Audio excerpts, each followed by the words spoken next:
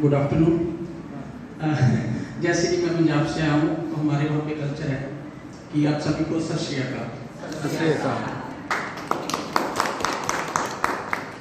And on the behalf of madam Supreet and Raman ji जिन्होंने मुझे represent करने के लिए भेजा है, तो उनके बिहाफ पे मैं डॉक्टर अंसारी और आपकी इंटायर टीम को थैंक यू बोलना चाहता हूँ। और जैसे कि आपने हमें पार्ट बनाया है अपनी एसोसिएशन का, इसके लिए भी आपको धन्यवाद करना चाहता हूँ। और बेसिकली पंजाब में मैं पहले पॉजिटिविटी की बात करूँगा, फिर हम नेगेटिविटी की तरफ आएंगे कि हमें प्रॉब्लम क्या है। पंजाब में हमने जो अचीवमेंट किए हैं, जैसे कि हमें सबसे पहले मिड लेवल हेल्थ प्रोवाइडर बुलाया जाता था, हमने उसको कम्युनिटी हेल्थ ऑफिसर में तब्दील किया। एमपीएच बोला जाता था, हमने सीएचओ में कन्वर्ट करवा लिया। उसको हमने कम्युनिटी हेल्थ ऑफिसर में पंजाब में कन्वर्ट करवाया। और सेकेंडली हमारी जो अचीवमेंट थी कि हमें कोविड के दौरान फुल इंसेंटिव मिला। कोविड के दौरान हमें फुल इंसेंटिव मिला। एंड आपको मैं बता दूं कि नवंबर में हमने 45 डेज की स्ट्राइक की थी और किसी भी पंजाब के सीएचओ की हमने सैलरी कटने नहीं दी। ये अकेली मैं अपनी बात एसोसिएशन की बात नहीं करता, with the collaboration of national health mission के हमारे जितने भी हमारे साथी हैं, जैसे कि ये मेरे फ्रेंड है डॉक्टर सुनील है, डॉक्टर विपन है, डॉक्टर शिवराज है, सभी ने एक्टिव काम करके हमने किसी भी पर्सन की सैलरी कटने नहीं दी। और इसके अलावा जैसे कि आपको पता है कि पंजाब को बदनाम किया जाता है ओट क्लिनिक ओपियाइड डायग्नोस्टिक सेंटर खोल के, जहां पे अफीम जो लेते हैं उनका ट्रीटमेंट करने के लिए एमबीबीएस डॉक्टर को हायर किया जाता है। तो उनकी हेल्प के लिए सीएचओ केडर को वहां पे एज ए असिस्टेंट उन्होंने लगाया भी आप जो भी डॉक्टर प्रिस्क्राइब करेंगे, जैसे कि आपको पता है ब्यूफिनॉर्फिन और कई साल्ट है कि जैसे डॉक्टर प्रिस्क्राइब करेंगे आपने उनको ऑनलाइन एंट्री करनी है। हमने इसका जोरदार विरोध किया कि हमारा कोई भी सीएचओ साथी ओट क्लिनिक पे काम नहीं करेगा। और इसके अलावा जो अभी बात चल रही है मोहल्ला क्लिनिक की, वैसे मैं इसके विरोध में नहीं हूं, ड्यू टू रीजन पंजाब सरकार हमारे पंजाब को फैसिलिटी दे रही है, वहां पे एमबीबीएस डॉक्टर दे रही है, वहां पे लैब फैसिलिटी दे रही है, वहां पे फ्री मेडिसिन मिल रही है। मैं इसके एतराज में नहीं हूं, बहुत अच्छा हो रहा है, बहुत बढ़िया हो रहा है। लेकिन जो हेल्थ एंड वेलनेस सेंटर बने हुए आयुष्मान स्कीम के तहत, उनको बीच में मर्ज नहीं करना चाहिए, उनको सिर्फ कम्युनिटी हेल्थ ऑफिसर ही चलाएंगे। अभी हमारी बात चल रही है आजादी की 75 ईयर जो हमने कल मना के हटे हैं, उसमें 35 हमारे एचडब्ल्यूसी में मर्ज किए जा रहे हैं। तो हमने क्या किया, हम पंजाब में डॉक्टर अंसारी जी पंजाब में हमें डॉक्टर वाहिद लीड कर रहे हैं, जिन्होंने एसोसिएशन बनाई है, टेम्परेरी एसोसिएशन उसको हम बोल सकते हैं, कि उसमें सभी केडर काम कर रहे हैं।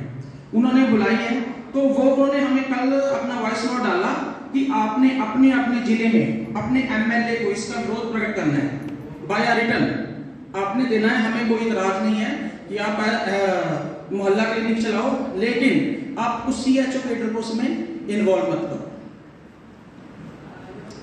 और मैं अभी आपको बता देता हूं कि हमारी जो सैलरी थी, हम 20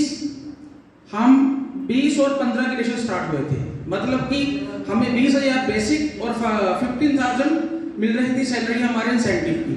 और जो आज हमने एफर्ट करके 42,000 पे हम विद इन 3 ईयर में आज हम 42,000 ले रहे हैं। लेकिन वो अभी हमें बहुत ज्यादा कम लग रही है, क्योंकि सरकार हमसे बहुत ज्यादा काम ले रही है। क्यों कम लग रही है?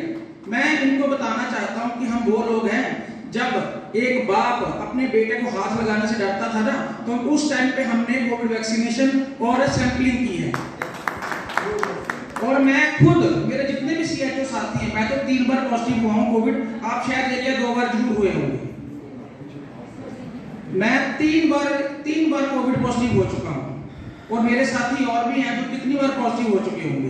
तो ये जो बात है, मैं हमेशा जाके जब हमारी पंजाब लैब में बात होती है तो मैं वहां पे ये बात बोलता हूं कि सर हम वो लोग हैं, पहले हमारे पंजाब में किसी को पता नहीं था कि सीएचओ कौन है।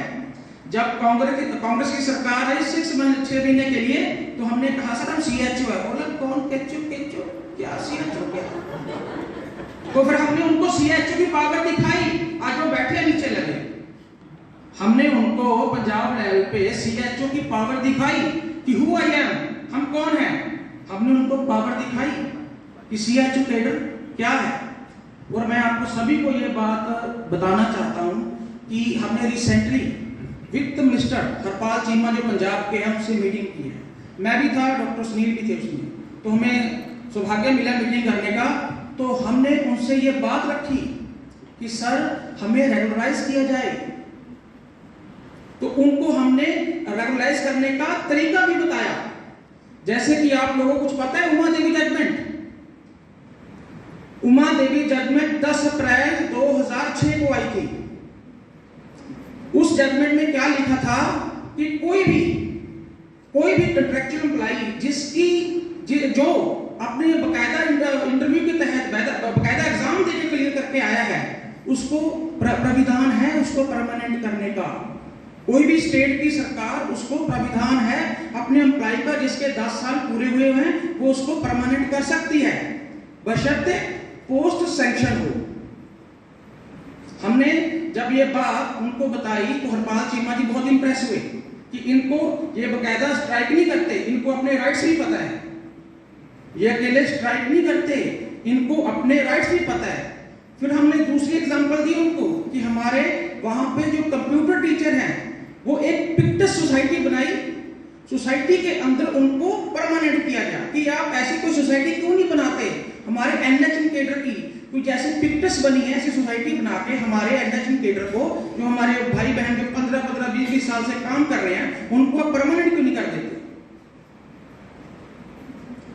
तो ये भी हमारे मुख्यमंत्री भगवंत मान का ये बयान आ चुका है कि जल्दी जो 36,000 मुलाजिम है पंजाब के उनको हम परमानेंट करने जा रहे हैं। लेकिन थोड़ी सी कुछ हमारे लॉ में दिक्कत है, जैसे कि मैंने आपको उमा देवी जजमेंट के बारे में बताया है, तो हमारी थोड़ी लॉ में दिक्कत है, वो उसकी थोड़ी बारीकियां समझ आ जाएंगी। तो जो कैडर हमारे 10 साल कंप्लीट करता जाएगा वो पंजाब में उसको परमानेंट करते चलेंगे।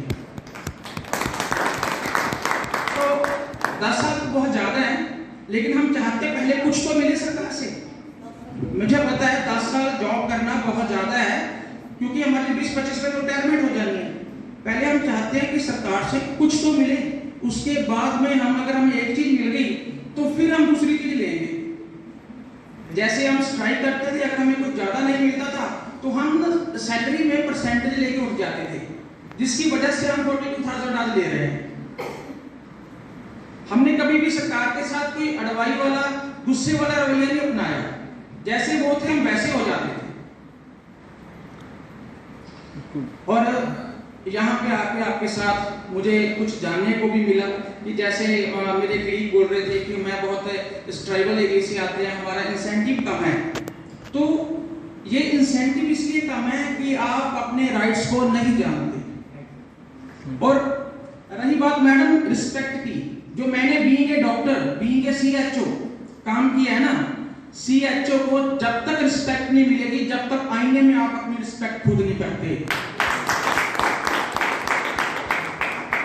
कोई भी पर्सन आपको तब तक रिस्पेक्ट नहीं देगा जब तक आप अपनी रिस्पेक्ट खुद नहीं करते। मैं ये बात आपको रिटर्न में दे सकता हूं, मेरे सेंटर के ऊपर मुझे मेल वर्कर प्रोवाइड है, मुझे एएनएम प्रोवाइड है। भगवान से डर के बात करता हूं, एक एमबीबीएस की उतनी रिस्पेक्ट नहीं होती जितनी मेरी रिस्पेक्ट है। मैं जाता हूं और कुर्सी से खड़े हो जाते हैं, पहले एएनएम बीपी चेक करेगी, फिर मेरे पास पेशेंट आएगा, उसका वो लिखा होगा, मैं प्रिस्क्राइब करूंगा। अगर मुझे लगता है कि इसकी शुगर करनी है, इसका एमपी करना है, तो मैं भेजूंगा। तो मुझसे आगे पूछेगा कि सर आपने ये भेजा है, इसका एमपी करना है, क्यों? क्योंकि मैंने वो रिस्पेक्ट अर्न की है, पहले खुद को दी, फिर अर्न की, फिर पेशेंट बनाए। क्योंकि जब तक पेशेंट आके आपको पूछेंगे नहीं कि सीएचओ कहाँ है जिससे मैंने दवा लेनी है, मेरा मेरे का कहेगा आपने शुगर की दवा लेनी, मैं देता हूं, नहीं, मैंने डॉक्टर जितेंद्र से दवा लेनी है, मैंने डॉक्टर जितेंद्र से दवा लेनी है, डॉक्टर सुनील से दवा लेनी है, डॉक्टर विपन से दवा लेनी है। और ये तो होगी हमारे डिस्ट्रिक्ट लेवल पे बात। जो मैं मीटिंग करते हैं हाई अथॉरिटी से, हमें क्या पता चला उन मीटिंगों में से, सॉरी थोड़ा इंक्रीज हो रहा है, लेकिन ये बातें जरूरी हैं। हमें अपनी एग्जिस्टेंस को दिखाना होगा, हमें सीएचओ की एग्जिस्टेंस को दिखाना होगा। वो कैसे दिखाएंगे हम? वो हम दिखाएंगे डेली पोर्टल पर एंट्री करके, सीएचओ वर्किंग कर रहे हैं, मंथली एंट्री करके। जो एनसीडी ऐप चल रही है उसमें हाइपरटेंशन डायबिटीज की, क्योंकि ये जो मैं बातें आपसे कर रहा हूं, ये तो आप अपने मन को सेटिस्फाई करने के लिए वहां पेशेंट देख के घर चले जाते हो। हमारी हाई अथॉरिटी को कैसे पता चलेगा? वो जो ऑनलाइन एंट्री शो होगी, वहां पे जो ऑनलाइन एंट्री शो होगी वो उनको पता चलेगा, तब जाके हमारी रिस्पेक्ट मिलेगी। और रिस्पेक्ट से सर बात आया, मैडम सुखप्रीत और रमन जी मैडम को नेशनल अवार्ड मिला कोविड में काम करने के लिए। क्यों मिला? क्योंकि उन्होंने अपनी एग्जिस्टेंस शो की कि हम काम कर रहे हैं सर। आज हमने 40 सैंपलिंग की, आज हमने 45 ओपीडी की।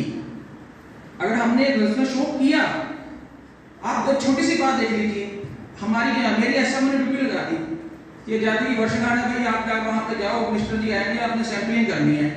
मैंने कहा सर ये बात ऐसी है कि मैं जा रहा हूँ मीटिंग के ऊपर, वो मेरी जरूरी है। बोले जितेंद्र यार ये थोड़ी बात होती है कि हम आपसे इतना कॉम्प्रोमाइज करते हैं तो आप भी करो। मैंने कहा सर मैं सभी कुछ कर सकता हूँ।